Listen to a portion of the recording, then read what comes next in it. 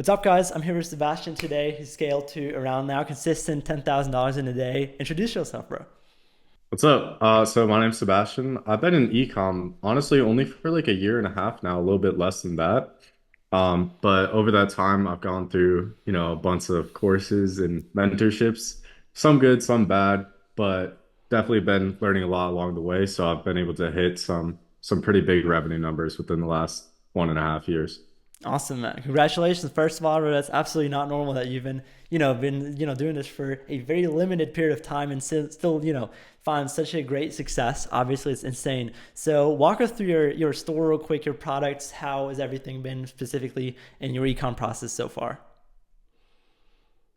Yeah, I mean, so in the past, it was the typical, drop shipping method where, Yeah. find a product in Calidata, take it to Meta, and then just like hope it works. But, over time, I started realizing that that only gets you so far, and you really can't unlock that next level of scale until you start building, actually having proper ad creatives that convert, understanding like why they actually work, and then having some sort of system behind you to actually, keep scale Mhm. consistent. Tongue twister there.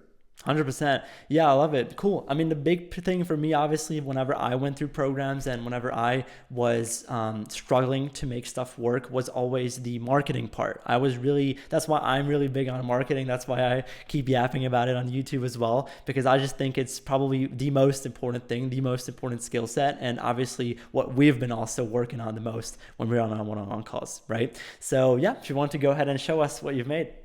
Really Yeah. excited. So if we do look at yesterday, bro, it's been a quick scale up too. So Yeah, we'll start from when I even first launched this product, which would be the 6th. $192 in sales. And then about what, like few almost like 40 days later, somewhere around that benchmark. That's today. But we're probably on track to do another 10K a day. But yeah, yesterday, incredible. $10,000. Insane. 20th, $10,000. Yeah, so it happened really fast. I mean, short time frame, but I mean, you just get one winning ad and like, really can just spend out the account. So, and this is all 100%. subscription revenue too, generated profitably, which is probably one of the most insane things to think about. 100%. Yeah. Consumables is really a game changer if you implement offers that kind of make people get charged automatically again and again. And like you mentioned, the winning ad that you were talking about that allows you to spend so much money profitably. And obviously, the crazy part about this is not really only the subscription, but like you said, the profitability even without subscriptions is absolutely insane. And this is the fact that this is all that most of these are people that are basically going to be automatically returning customers in this time frame. As you can see, now it's around 5% because they've barely just started hitting.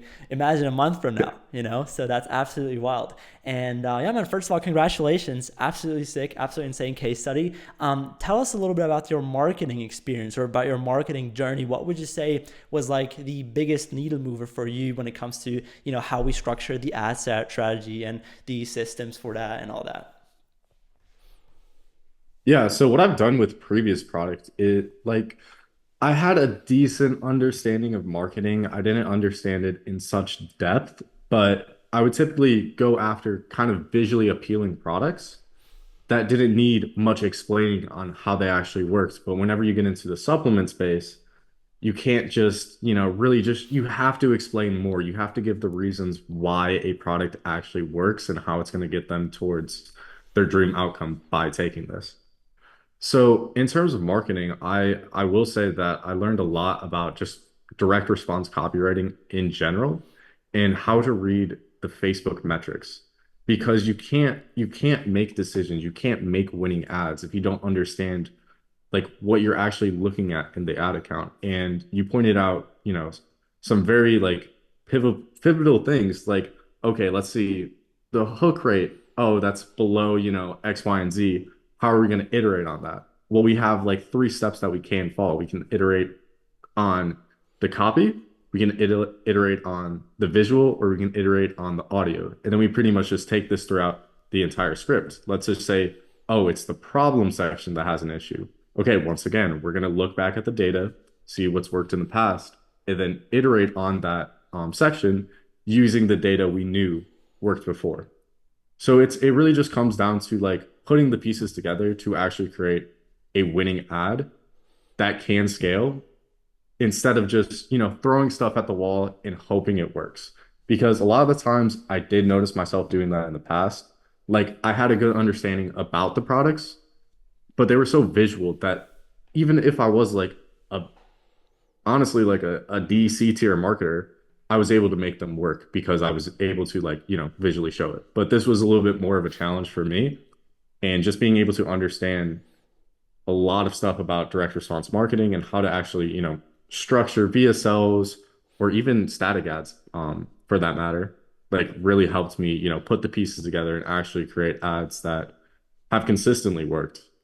100%. Love it. Appreciate that. Yeah, cool. What would you say? Because a lot of people like to argue, a lot of people like to say that, okay, well, in order to get to a very decent scale, you only need to rip content, you need to do this, you need to do that. And well, like you've said, just throw something in a wall and see what sticks. What would you say? Where's the cap, the revenue cap for that? Where does that break, that system? So don't get me wrong, ripping content can get you quite far, but it's not going to get so, but you have to think, okay, so we're just relying on luck. We're relying on other people to create winning ads for us. Yeah. But It's what happens when they don't create more winning ads? Let's say also more creators from TikTok Shop switch to another product, then you're going to be stuck. And also, like one thing is it's all going to be the same style of content. There's going to be no diversity in the ad account. If you're just ripping content, then you're only going after people who watch UGC style videos. yeah.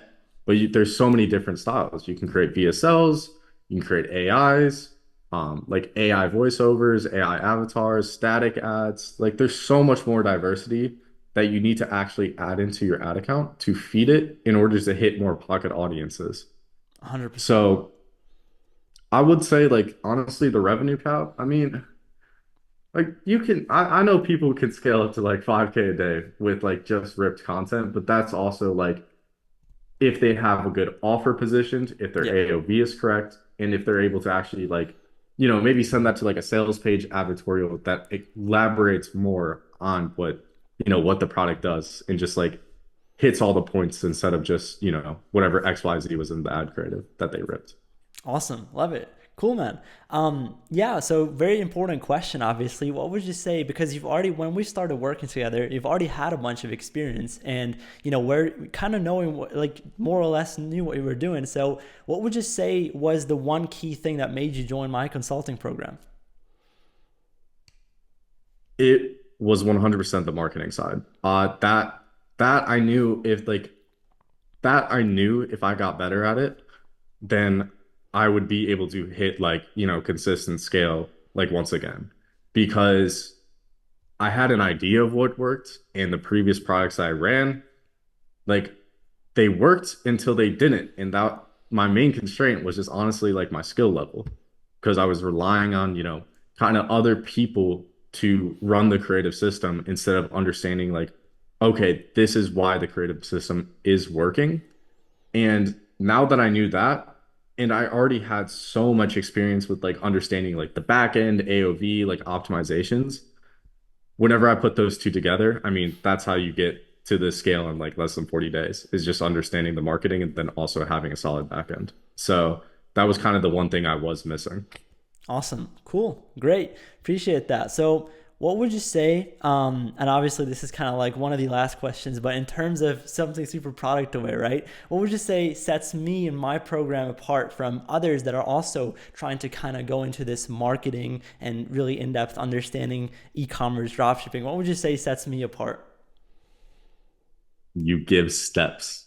Like as crazy as that sounds, most like I've been through, oh my God, I've spent way too much money on like other coaching programs and nobody gives you clear steps. Like nobody explains why you're doing X, Y, and Z. They'll say do X, Y, and Z, and it's like, okay, cool.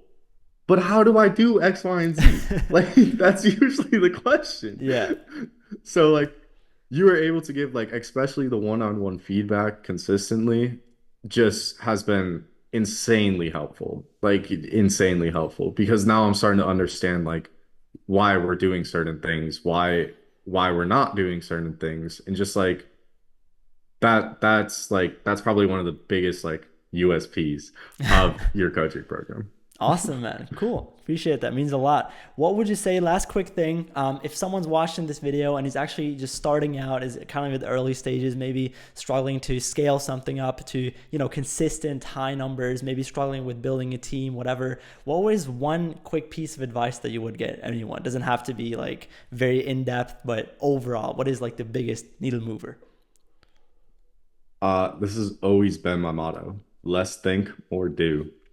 That's literally 100%. it. Just take action. Like you'll never make the right decision on the first go. So then why sit around and just like wait until and to make the perfect decision when if that decision fails, like Yeah. you just wasted all this time when you could have just tested it.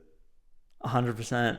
Yeah, I mean, we've seen the order numbers go up on the left while this interview. Thank you so much for being here, Sebastian. Appreciate it a lot. Yeah, thank you guys for watching this video. Take care.